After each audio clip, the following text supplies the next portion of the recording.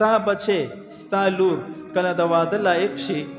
نو بلا وجه بلا عذر تاخیر بنه کې حدیث مبارک کې راځي من ولد له ولد د چا چې بچي وشي فليحسن اسمه وادبه خپل نوم دی ورلکی دی دا د مور او پلار باندې حق دی او د اسلامی تربیت وکړي او چې کله بالغ شي فليتزوجه نکاح به ورلو کی فاذا بلغ ولم يزوجه کو دا بالغ شو تا ورل نکاح نکړه فاصاب اسما او دا گناہ کې اخته شو نو په دې حال کې فانما اسمه على ابيه مور او پلار وسره په ګناه کې شریک دي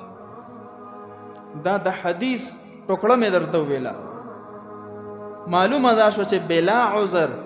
اس قسم حالات سے عذر نشتا تبا لور د پاره بهترین ځای انتخاب کې د پاره ضروری دادی چې دا اول نستا د مور او پلار په نیت کې ذهن کې وی چې زو فلانی ځای کې ولا رشتہ کوم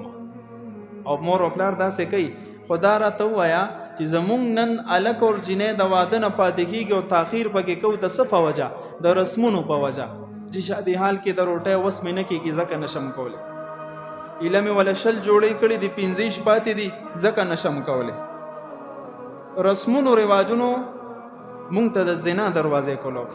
زمونږ نوجوانان الکان جنکې په زنا کې اخته دي هر سړی د ور خپل ګریوان کې سوچوږي ولی مونږ په سنت باندې عمل پرې وسته دي دویمه اهمه مسله اخیری دا ده چې کله ته نکاح کې نو شریعت دا وایي چې ته خپل زوی له لور کې چرته جنې کې یو نظر دی د نکاح نه مخکې وویني د خبرې نه مخکې